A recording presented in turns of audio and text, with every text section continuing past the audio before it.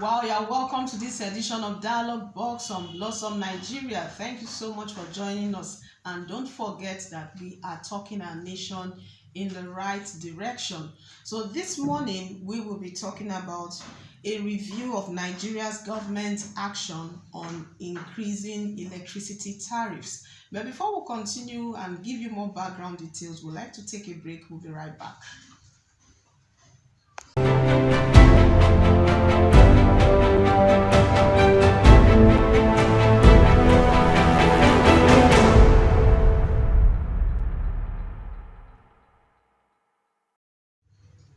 All right, you're welcome back. So this morning is still analyzing Nigerians'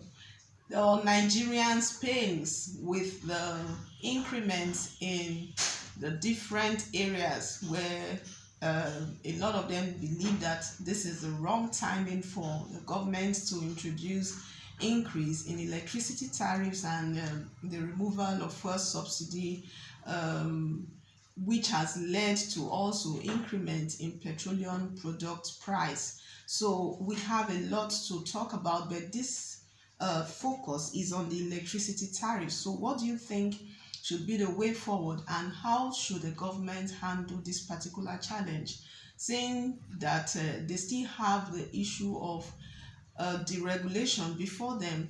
To some, like we had an analyst telling us yesterday, that the Nigerian government has not fully gone on full deregulation, even in the petroleum sector. So for the electricity sector, it's still a similar outcry.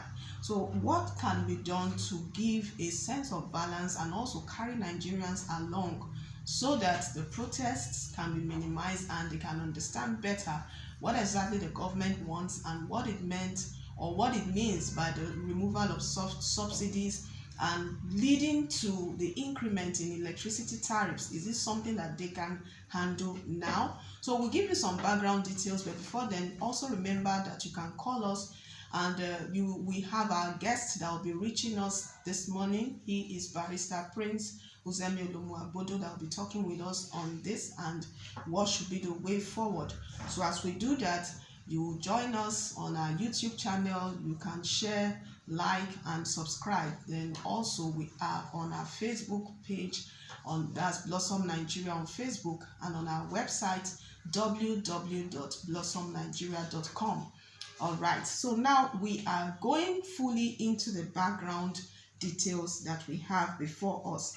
We have it that in Oyo State, residents of Ibadan on Tuesday took to the streets to express their displeasure with the government action. So we have students and workers who also joined the civil society groups in the protest to condemn these policies, describing them as lacking sound judgment.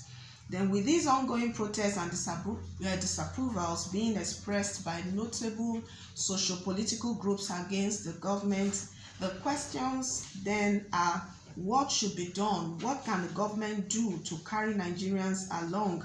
And how should the government handle this particular challenge to generate the right responses from the people? The next question is this the right time to increase electricity tariffs? Then we also have a concern being expressed here that what palliatives has the government introduced to help cushion the effect of these increments on the Nigerian economy? So these are some of the areas we'll be looking at this morning, and we'd like you to be with us as we analyze this together and review government action.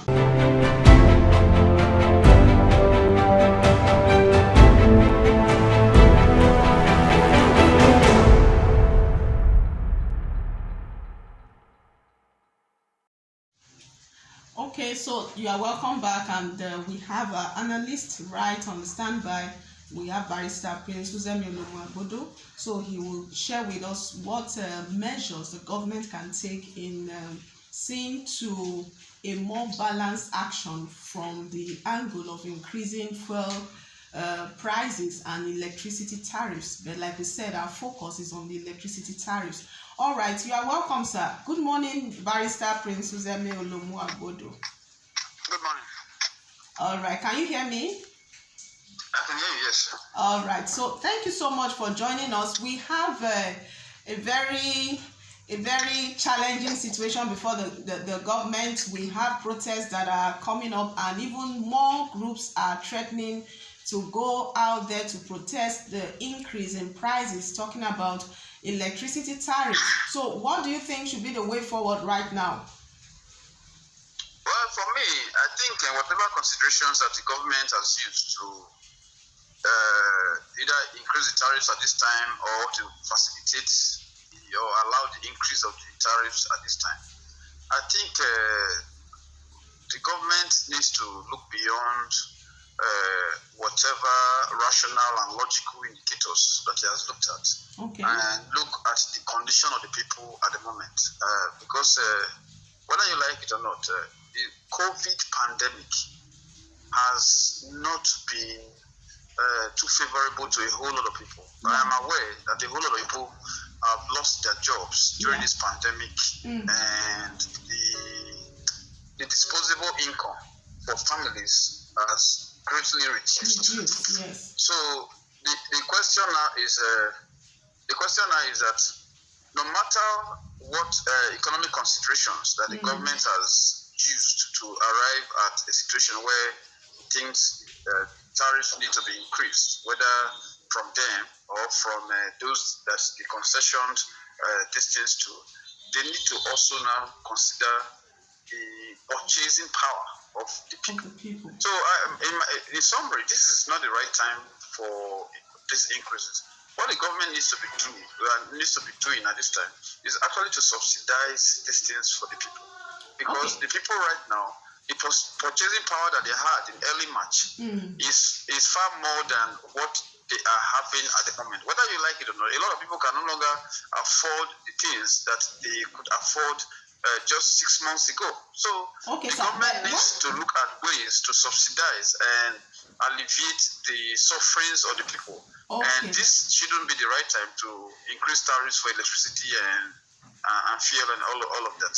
All right. Now, talking about subsidy removal, that is what the government has said that they are not going to continue with, because they believe that it's also encouraging corruption on a large scale, and is not really achieving the aim that they really want to for the people. So they believe that removing subsidy will also help the full deregulation of the sector. Do you see it that way? Well, subsidy removal, I have my misgivings about it, number one. And I want to state that when you say you want to fully deregulate the sector, it's not just by saying that I'm no longer subsidizing the price of a liter of petrol. It is to say that we are making the sector to be a free market economy where any person who has the right equipment can go get the oil refined and then sell to the people. You can't say that you are removing subsidy or that you are fully deregulating the sector if the sector still has authorized players only, as in players that have obtained licenses and permissions from the government. If you really want to do that, you must open up the market. Let who that has the ability to source for petroleum products, let that person do so and sell to the public, and let the forces of demand and supply interact to determine all of this.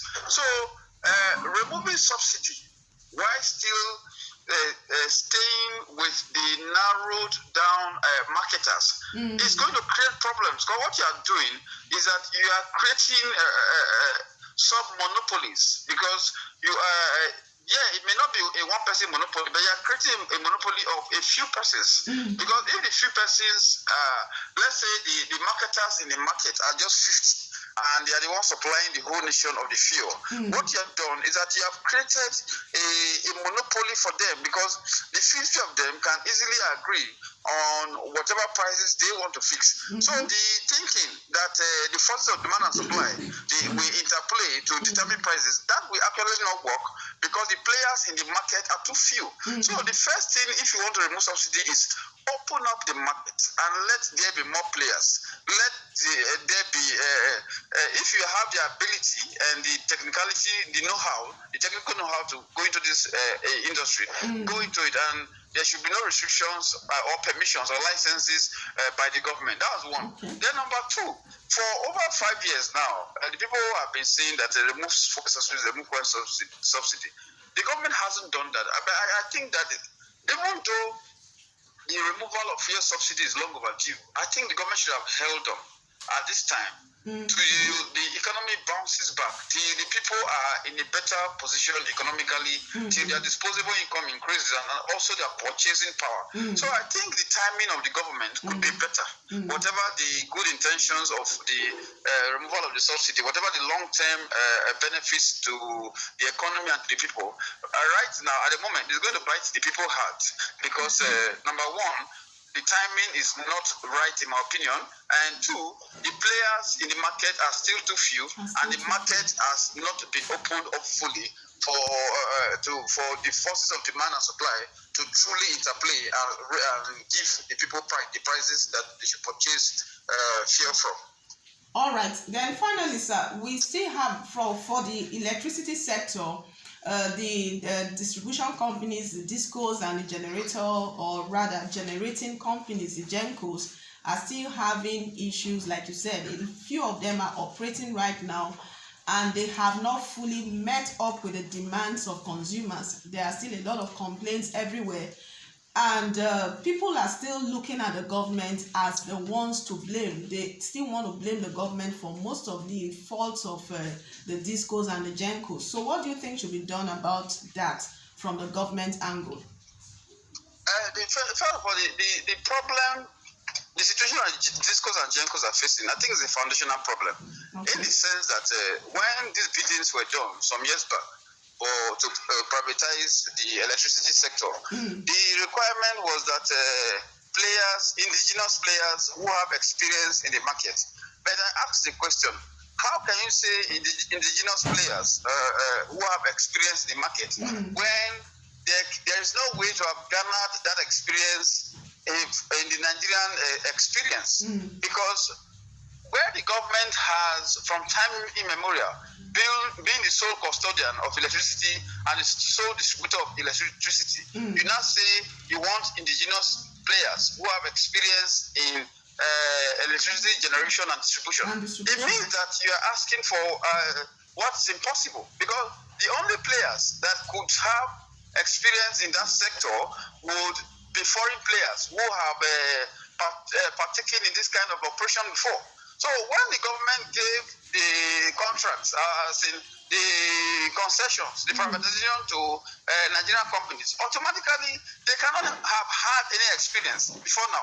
Experience from where exactly? The government has been the sole operator of this sector, and you ask them for experience. So that's the problem. So because of the lack of experience that they had foundationally, it is hampering their operations and the way they go about their issues. That's why we are having so many complaints from the discos, from the gencos, from the public and all of that, because it is like naive operators who will be given license to operate in the market.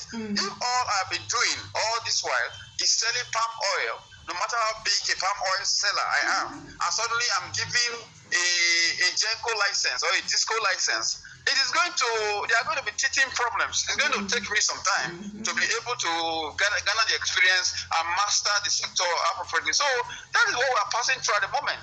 So these are problems that must be have been expected, because when you give these privatization slots to Nigerian operators, automatically what they are saying is that you are giving them the license to learn on the job, and that's what they are doing. They're still learning on the job. So that's why we have all these issues here and there. Now, what can the government do? The government can't do anything at the moment because the licenses have been given out. You say the sector should be privatized. It has been privatized. The government has removed its hands from the sector. So we can only hope and pray that the operators learn the industry, learn how the sector works as quickly as possible, so that there will be a reduction of these issues. And going forward, within the next 2-3 years, we can at least operate at world-class standards and all of that. So I don't think there's anything the government can do at the moment. Because the government is no longer has the power to actually interfere in the day-to-day operations of these GENCOs and DISCOs. For goodness sake, look at the issue of prepaid meter. The government has cried, shouted, and done everything. NIRC has been talking left and right. What effect has it had? It hasn't had any effect. So I really don't see what the government can do at the moment, seeing that the problem we're having is a foundational issue. Okay, now the issue of protest. A lot of people believe that if more Nigerians come out to protest, then we can actually nip the crisis or nip the challenges in the bud and address the government more directly. So what do you think? Protests, organized protests, and whatever else or whatever name they go by, will it give us the necessary solution to these issues? I don't believe in protests or revolutions, whatever name they want to be called, just for it to be said that the people rode out onto the streets. Because the issue is that what are the policies? What are the clear policies of this protest? What are what do these protesters actually believe in? Yeah. Don't forget that there has been a policy flip-flop when it comes to the side of the people. In 2012, when the Jonathan administration wanted to remove fuel subsidy, there was a massive protest. The whole of the country has seen to stop government from doing that. Now, when the Buhari administration came in, the people, led by the organized labor, they changed their stance to say that, subsidy is creating so much corruption. People are stealing the money. So government remove subsidy. Now, the government has told us that they remove subsidy.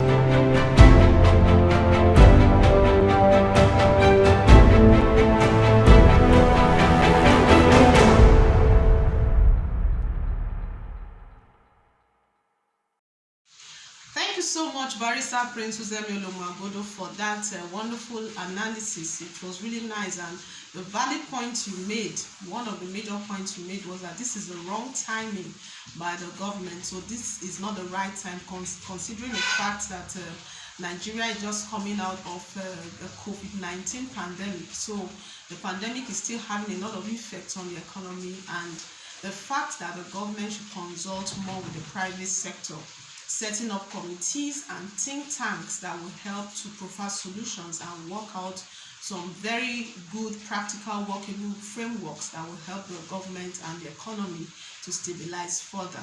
Thank you so much for that, and we look forward to having a great time with you tomorrow. And until then, this is Dialogue Box. I am Blossom, and I believe in the Nigerian dream.